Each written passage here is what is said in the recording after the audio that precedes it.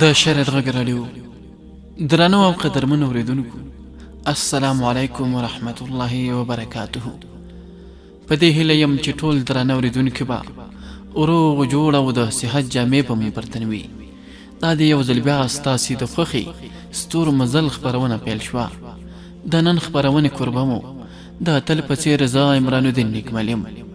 درنو اوریدونکو، نن درته د ستور مزل په خپرونه کې د نیشاپور د شاهین داستان یا ناول 14مه برخه دراوړم. خو وړاندې له دې چې د 14مې برخې د نشر ورپرانیزم، لومړی به زما د تېرې برخې وروستۍ جملې دراوړم چې تېره 14مه برخه په کومو جملو او کومو کلماتو پای ته رسېدلې وه. خو یوه یادونه کوم چې د نن د تخنیک چارې را سره زموږ ګران همکار انجینر محمد شریف اختري صاحب مخ ته وړي. تاسې د نیشاپور د شاهین داستان یا ناول په تېره 14مه برخه کې اورېدلي وو چې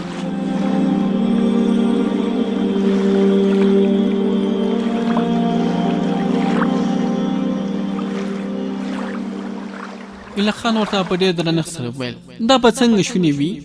ستا په شتون کې ایله خان بالکل د امارت وړتیا نه لري. ته زما څخه ډېر ځواکمن او د جنګي امور ماهري. ما ته د خوښۍ ځای ده چې ستا په څېر د یو امیر تر لاس لاندې کار وکړم. په خدای قسم چې ایله خان د حکم کولو لپاره بلکې د تابع کولو لپاره پیدا شوی دی. حماد راپورته شو او ایله خان ته ویل، د سهار د لمانځه وخت را داخل شوی دی.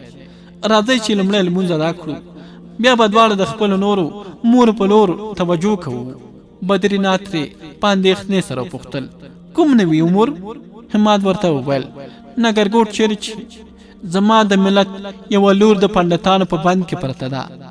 که چیرې هغه ژوندی وي نو زه به د هغې د خلاصون او بیرته راوړلو په برخه کې هرومرو بریالی کېږم. خو که چیرې هغو قصابانو هغه په خپلو بوتانو قرباني کړي وي نو خدای تعالی د هغې روح ته سکون او راحت ورکړي. حماد لږ څه تم شو او ویې ویل، د هغې مسلمان نجلۍ نوم څه دی؟ تا ما ته ویلی خو زما د ذهن نه مې وتلی دی.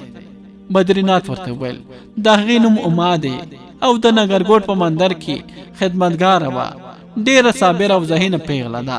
که چیرې د وزې په څېرې هم پوس وویستل شي، بیا هم د خپل ملګرو او پټ تحریک په اړه به یوه خبره هم ونه کړي. هغه داسې پیغله ده چې هر ډول باور، ویاړ او اعتماد پرې کېدی شي.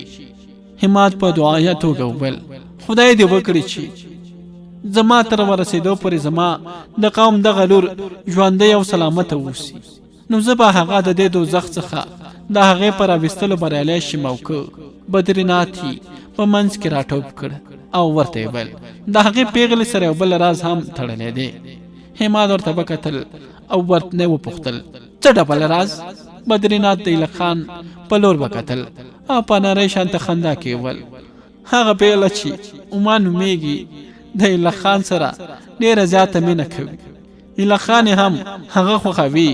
نږدې و چې د دواړو ترمنځ نکاح وکړل شي چې دا پیښه رامنځته شوه. حماد وخندل او ایله خان ته یې وکتل او بیا یې وویل، غم مه کوه، هغه به هرومرو د دې جهنم څخه راباسم او د هغې نه وروسته به په همدې حویلۍ کې ستاسې د ښځې په څېر له تا سره اوسیږي. بدرینات یو ځل بیا وپوښتل، نګرګوټ ته به څه وخت روانېږي تر څو ستاسو د خوراک څښاک بندوبست وکړم؟ آیا داسې به شونې نه وي چې؟ حماد ورته په منځ کې راټوپ کړ او ویې ویل، د سهار د لمانځه وروسته د دې ځایه روانېږم. له ما سره به یوازې ایله خان سفر کوي. اوس راځئ چې ناوخته کېږي، لمونځ وکړئ. ټولو اودسونه وکړل. بیا هغوی ټولو د ګیان په کوټه کې د بدرینات په امامت سره د سهار لمونځ ادا کړ.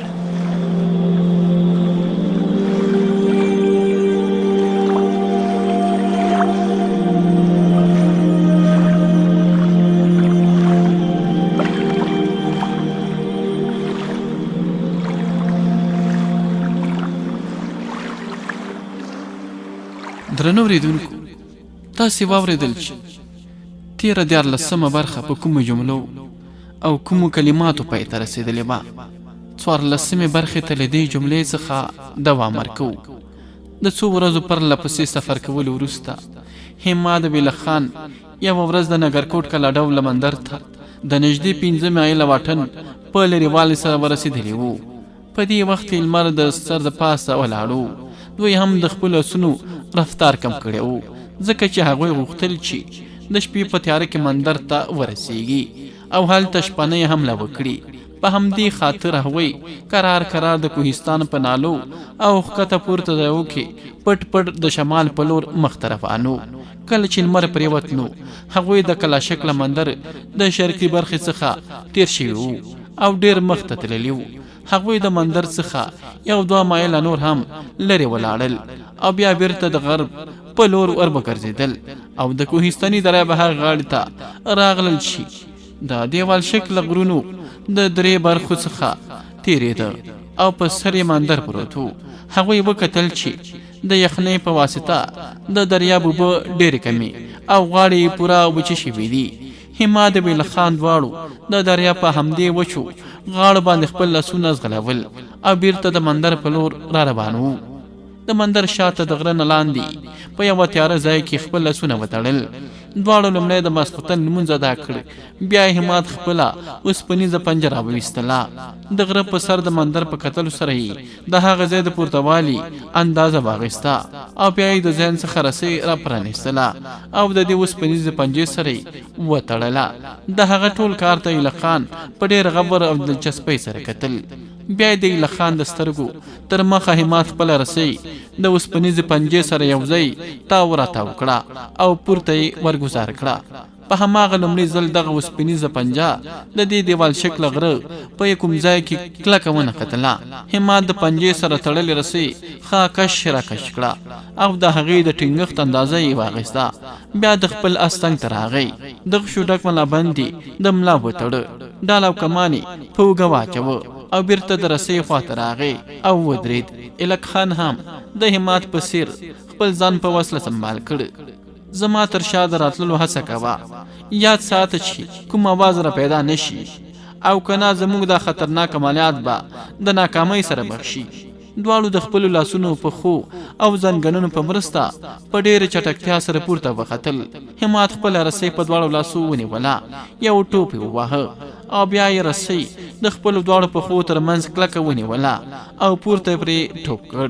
ایله خان ته یې هم وویل: ایله خانه، لکه څنګه چې زه پورته ځم په همدې توګه ته هم زما تر شا د راتلو هڅه کوه، خو یاد ساته چې کوم اواز را پیدا نشي او کنه زموږ دا خطرناک پروګرام به د ناکامۍ سره مخ شي. بیا کله چې هغه ځای ته را رسېدو چیرې چې اوسپنیزه پنجه د یوې تیږې تر منځ نښتې وه، همت تر څو لمحو پورې اخوا دېخوا وکتل او بیا یې په تیاره کې سترګو رڼا وکړه. په کوم ځای کې چې پنجه نښتې وه د هغې څخه لږ څه پورته د غره ډېره برخه مخ ته راوتلې وه. همت ایله خان ته په اشارې کولو سره د پورته راتللو وویل او بیا دواړه د غره په دغه راوتلې برخې باندې ودرېدل. بیا همت پنجه د غره د سترو تیږو څخه راخلاصه کړه او هغه یې د تړل شوې رسۍ سره راټوله او یو ځل بیا یې پورته وغورځوله. پنجه یو ځل بیا د غره په کومه ستره تیږه کې نښتې وه او دوی دواړه بیا د پنجې او رسۍ په مرسته پورته وختل. په همدې توګه یې 2 ځلې نور هم پنجه پورته ګزار کړه او دوی د دغې په دیوال شکله غر چې په سر یې بهیمسیم نومي مندرو په ورختلو بریالي شول. د ننګرکوټ دا کلا شکله مندر د بهیمسیم په نامه مشهور شوی و. هغه په یو ډېر لوړ او د دریو خواونه د ناقابل تسخیر غرونو د پاسه د مشهور راجا بهیم په لاسو تعمیر شوی و. په هندوستان کې دا د بوتانو تر ټولو ستر مرکز و او د دې ځای پروهټ په ټولو هندو راجاګانو باندې خپل اغیز درلود. د دې مندر د بوتانو په سترګو کې لال او جوهر ایښودل شوي وو. د غره د پاسه د راختلو وروسته همت پنجه په یوه ستره تیږه کې ونښلوله او رسۍ یې ترې لاندې وځړوله. بیا یې په پټه ایله خان ته وویل: ایلکه، ویلکه، کومې لورې ته چې موږ راغلي یو دا خو د مندر شاتنۍ برخه ده، خو د دې سره سره بیا هم دلته وسلوال ساتونکي اوسي. موږ باید دلته پرېوځو او د مار په څېر په سینه هغه لورې ته ور وښویږو. سم د لاسه دغه دواړه په دغه تیږ لوړه ځمکه باندې پرېوتل. بیا یې ایله خان همت ته وویل: یا میرا زه د دې مندر د هرې برخې په اړه معلومات لرم. ستا اندازه صحیح ده. د دې مندر په شاتنۍ برخه کې هم ساتونکي شته. زه به مخته خویږم، ته زما شاته راځه. حماد وړاندیز ومانه او ورته وویل یو بل کار هم وکړئ، لکه خپل ډال شاته وتړه تر څو د خویدو په وخت کې आवाज ونه کړي.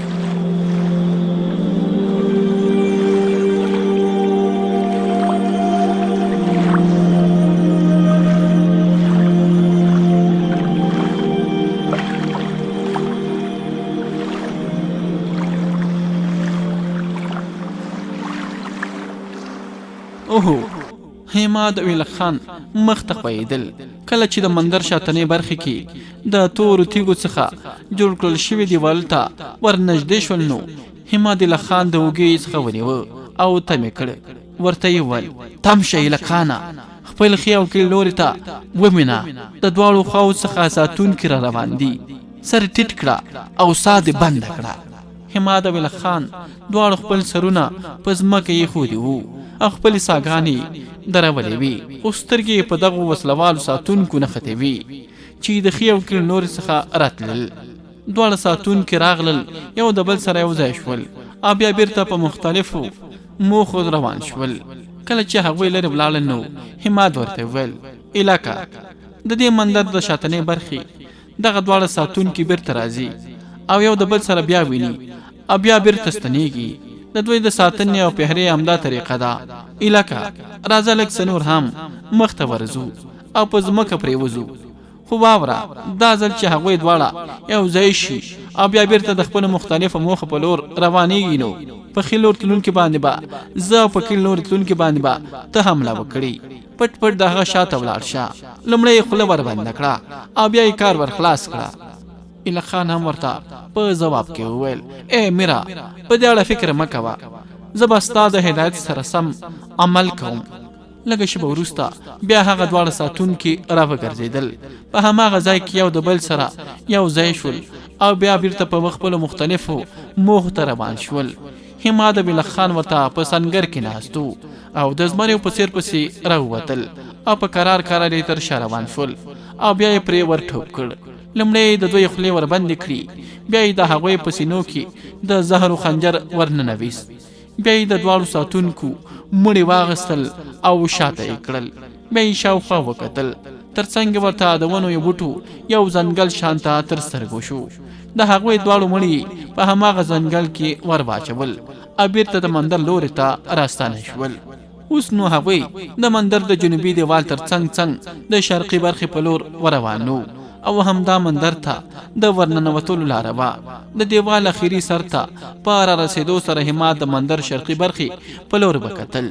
د مندر په دغې برخې کې د بې شمېره ستنو څخه جوړ شوي دهلیز و چې د شمال په لور تر لرې لرې پورې ځغلېدلی و.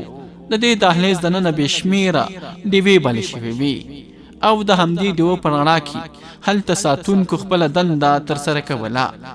حماد بن خان دواړه د یوې ستنې سره څنګ ته شول او د ساتونکو د راتللو انتظار پیل کړ. څنګه چې پهرهدار د ستنې تر څنګ په تېرېدو شو نو حماد بن خان پرې د زمریو په څېر ور ولوېدل. د هغه خوله یې وربنده کړه او په ډېرې چټکۍ سره یې هغه راښود او د مندر د جنوبي دیوال په تیارو کې ور وغورځاوه. هغوی بیرته همدې ستر دهلیز ته راستانه شول او شاوخوا یې وڅارله. د مندر تر مخه شرقي لوري چیرې چې یو څو شېبې لاره د مندر په لور راتلله. هلته د مندر څو کسه وسلوال پهرهداران ولاړ وو. د ستنې شاته ولاړ حماد په پټه وویل علاقه آیا دا ویلی شي چې ما به په کومه کوټه کې بندي وي؟ ایله خان د څو لمحو د خاموشۍ وروسته وویل که چیرې ژوندی وي او په دیوي او دیوتاو باندې قرباني کړي نه وي نو هغه به د دې مندر په تاخانه کې وي. حماد ترې بیا وپوښتل تاخانې کومې لوري ته دي؟ دلته خو یوه نه بلکې بې شمېره تاخانې دي او هیڅ نابلده انسان د دې تاخانو څخه نشي وتلی. خو بیا هم زه فکر کوم چې هغه به د مندر د ستر پروهوټ په ذاتي تاخانې کې وي. آیا ته د هغې تاخانې په اړه معلومات لري؟ اوهو امیره، ما هغه تاخانه کتلې هم ده. نو بیا واورئ لکه د دهلیز د دیوال سره نښتې مخته د هغې تاخانې په لور ولاړ شه. زه هم در سره ملګری یم. دواړه د هغه دهلیز د دیوال سره نښتي کرار مخ ته ولاړل. یوې دروازې ته په ورسېدو سره ایله خان تم شو. بیا یې هغه دروازې ته لږ څه زور ورکړ او ویې کتل چې دروازه پرانیستې ده. د هغې یوه پلی لږ څه خلاصه کړه. ایله خان ورته په پټه وویل: یا امیره، قدرت په مکمله توګه زموږ سره ملګری دی. تا خانې ته تلونکې دا لاره پرانیستې ده. اوس زما شاته راځه. دواړو دروازه پرانیسته او دننه ورغلل. دروازه یې تر شا بیرته بنده کړه. کوم ځای چې دوی ولاړو هغه پتاخې وې چې لاندې کوزېدي. د پتاخو په دواړو خواو کې دیوالونو سره مشالونه لګېدلي وو چې د همدې له کبله پتاخې په پوره اسانۍ سره څرګندېدي. دواړه بې له دې چې شور و زوره پیدا کړي لاندې کېوتل. د نږدې شلو پتاخو نه د کېوتلو وروسته هغوی د تورو تیږو نه په جوړې شوي فرش باندې ولاړو. دا یو پرانیستې لاره وه چې مخامخ د غر په لور تلله. دواړه څو قدمه مخ ته ولاړل چې ویې کتل چې دا لاره د یو بلې لارې سره یو ځای کېږي چې شمال جنوب لوري ته غځېدلې وه. دا د دې ټولو تاخانو دهلیزونه وه، ځکه چې د دې دهلیزونو دواړو خواو ته ګڼ شمېرې کوټې وي او ټولې په تیارو کې ډوبې شوې وي. خو بیا هم د شمال په لورې په پرتو کوټو کې لږ څه روښنایي تر سترګو کېدله.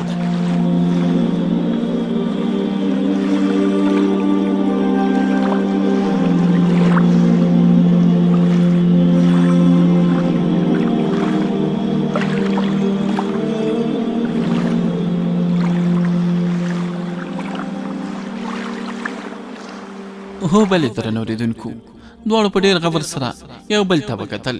بیا مخ ته ولاړل. دواړه د یوې روښانه کوټې دننه وکتل.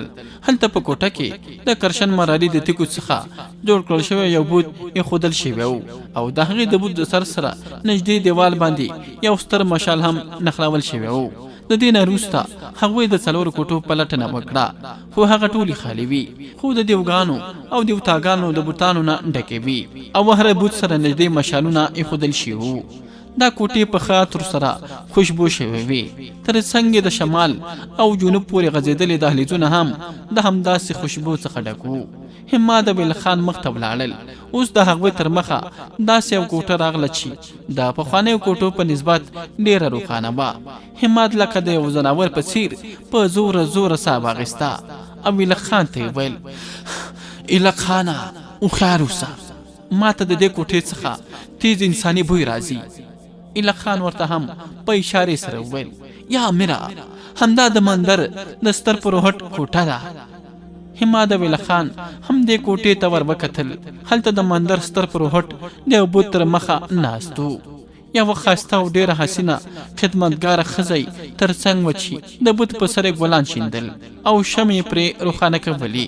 د پروهټ سر ټیټ و او داسې څرګندېده چې په سکون او انجماد کې په مراقبې کې ډوب شوی وي. د پروهټ تر مخه او د بوت ښي لوري ته چیرې چې انساني ځان په بوت باندې د قربانۍ لپاره ځارېده، یو قربانځای هم موجود و. په ځمکه کې یو ډېر ستر موږی هم ښخ کړل شوی و او ما یې په هغې پورې کلکه تړلې وه. ایله خان هماغې لوري ته اشاره وکړه او ویې ویل: یا امیره، دغه مخ ته چې کومه نجلۍ ویني چې په رسۍ وتړل شوي همدا ما ده. همت وکتل چې هغه یوه ډېره حسینه او ښایسته د ښه قد خاوند او سترګې وړونکې پیغله وه. په تاخانه کې بنده او په تورو تیارو کې غمجنه ولاړه وه. هغه اندېښمنه وه. د کوټې په تیارو کې لکه د ماتې شوې ډیوې په څېر ګرځېدلې وه. سترګې یې بندې وې. داسې معلومېده لکه د ډېرې مودې راهیسې چې خوب ته نه وې پرېښودل شوي او اوس قربانځای ته په ورتللو باندې هم د کلک خوب کولو اراده لري. همت د ویل خان یو بل ته وکتل. په سترګو کې پرېکړه وکړه. بیا دواړه د یو توپان په څېر دننه ورننوتل. همت د تاخانې دروازه دننه څخه وتړله. د مندر دیو داسې چې کله دوی دواړه وکتل نو وجود یې په لړزان راغی. همت په لور توره ور وغورځوله او ورته یې ویل: که چیرې د خولې څخه دې لږ څه هوا زهم ووتو نو په دې توره به دې ستونی پرې کړم. هغه دیو داسې ګونګ شو او د بوت تر څنګ په لړزېدلي وجود ولاړ پاتې شو. او ما سترګې پرانیستې. کله چې په تخانې کې ایله خان وکت نو حیرانه شوه. لږه شېبه مخته په مخ د غم او مرګ څپې تلې راتلې، خو خو اوس مخ د خوشحالۍ نه وغوړېد، داسې برېښېده لکه د ایله خان په کتلو سره یې چې هلته د وجود په هډوکو کې سم د لاسه شفا را پیدا شوې وي. په ارتکاز او ذکر کې ډوب پروهټ خپل سر وخوځاوه او د ایله خان په لور د کتلو په وخت کې په سخت لهجې وویل: تاسو دواړه څوک یاست؟ اول دې مقدسې خونې ته راننوتلي یاستئ؟ همت د پروهټ خبرې هسې واخیستې او ایله خان ته یې ویل: ایله خانه، د عمر صاحب پرانیزه او په ځای د مندر دیو داسې وتړه او په خوله کې ورته د خپلو کالیو څخه څه ور ومنډه تر څو اواز ونه شي کړی. ایله خان ور مخته شو او لړزان د دیو داسې د بوت د اړخ څخه راونیوه او هلته په قربان ځای کې د عما په ځای وتړه او د عما رسۍ را پرانیستي. پروهټ یو ځل بیا په خپلو غضبناکو سترګو همت ته وکتل او په خپل قهرجن اواز یې وپوښتل: ما له تاسو وپوښتل چې تاسو څوک یاستئ چې په خپل سر مندر ته راننوتلي یاست؟ زه وینم چې ستاسو د ظاهر او باطن ترمنځ یو شرارت شتون لري او هغه انسان چې د هغه په روح کې شیطان وي هغه دې مندر ته نشي را داخلېدی. همت په داسې بړه هغه پروهټ ته ورنږدې شو لکه څنګه چې یو وحشي د خپل یو ښکار په لور ورنږدې کېږي. تر دې وخته پورې پروهټ د خپل ځایه راپورته شوی و.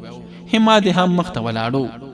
ته نشې کولی موږ د دې مندر ته د راتللو څخه منع کړې.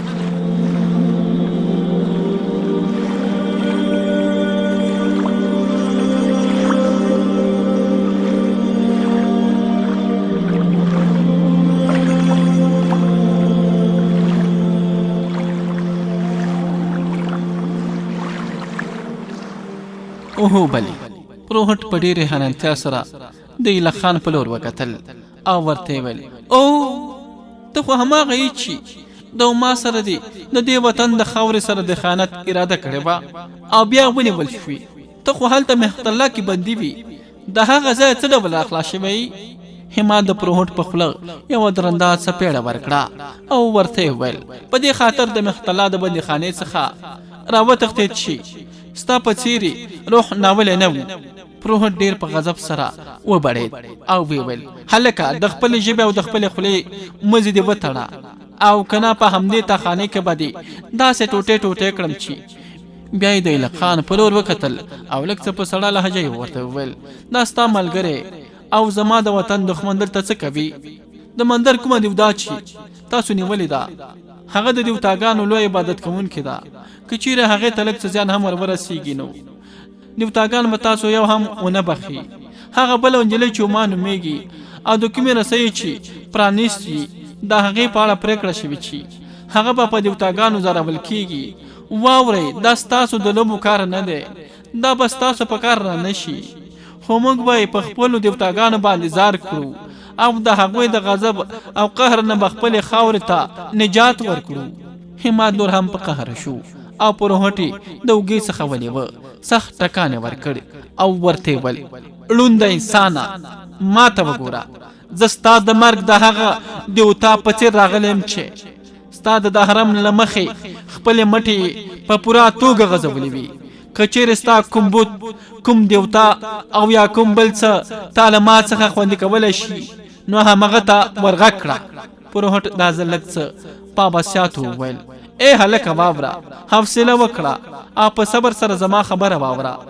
همدا اوس دې خپله ملا سمه کړه او سترګې دې پرانیزه او د دې ځای ووځه، او که نه زه به دې داسې زخمي کړم چې خپل پیدایښت به دې هم له یاده ووځي. په دغه د اسرانو ډکې تاخانې کې همت یو ځل بیا په قهر وویل: کاشکې چې ته د هندو د حرم د پروهټ په ځای کوم کشتري وای نو تر اوسه به مې ستا څټ وهلی و. موږ د مذهب د مشرانو درنښت کوو. زما د څو پوښتنو ځواب راکړه، خو که چېرې انکار دې وکړ او یا دې درواغ وویل نو زه به د خپلې تورې په کارولو مجبور کړل شم. پروهټ د سختې کرکې په بڼه وویل: ته تر اوسه هلک یې، ورکېږه، په خپله لاره ځه. زه ستا د هېڅ سوال ځواب نشم ورکولی. ته داسې پهلوان نه یې چې زه دې تر مخه مات شم او خپله ماتې ومنم. همت د خپلې درنې تورې څوکه د پروهټ په ستوني کې ورخښه کړه او ورته وویل: ګوره چې ته څنګه زما د پوښتنو ځواب نشې ویلی. پروهټ د ویرې او وحشت نه په لړزه شو. تر ډېرې پورې خبرې نشو کولی. حالات یې داسې ګرځېدلي وو لکه ژبه یې چې په ستونو کې نښتې وي. بیا یې په ډېره ستونزمنه توګه خپله ژبه پرانیسته او په تړتړۍ ژبه یې ویل: د ځوانه، زه ستا خدمتګاره غلام یم. ستا د هرې خبرې خیال به ساتم او د هرې پوښتنې ځواب به دې وایم، خو ما مه وژنه. همت ترې په قهر سره وپوښتل: ستا هغه نه ماتېدونکی غرور چېرې ولاړو؟ پروهټ ورته په ډېرې بېوسۍ سره وویل: مهاراجا، بخښنه وکړه، زه هم انسان یم، له ما څخه غفلت شوی دی. همت یې په ستوني باندې د تورې د څوکې فشار راکم کړ او ورته یې وویل: د هغه څه پوښتنه چې کوم صحیح ځواب به یې راکوي، او که نه په همدې تاخانې کې به دې څټ در پرې کړم او زه به په پوره خوندي توګه د دې ځایه ووځم. پروهټ په لړزانده اواز وویل: وپوښته مهاراج، زه به درته درواغ ونه وایم.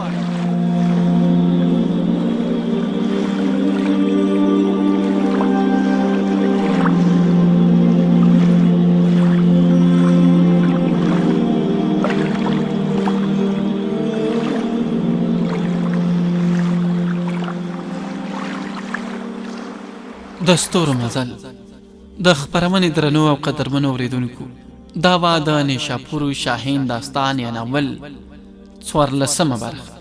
په دې هیله یم چې د داستان ادبي تنده مو پرې خړوب شوې وي. په همدې سره د نیشاپور د شاهین داستان وروستۍ برخو ته په کرار ورنږدې کېدونکي یو. یوازې 2 برخې نورې د نیشاپور د شاهین داستان پاتې دي. دا چې یاد داستان به په کومو پیښو او کومو موضوعاتو پای ته رسیږي، هغه به په راتلونکي 2 وروستیو برخو کې واورو. تر هغې پورې درنه زه عمران الدین نیکمل اجازه غواړم تاسو چې هر چېرته استئ خوشحاله او سوکاله ژوند ولرئ، خو موږ در سره هم په دعاو کې یاد ساتئ. الله مو مل، ښه وختونه ولرئ.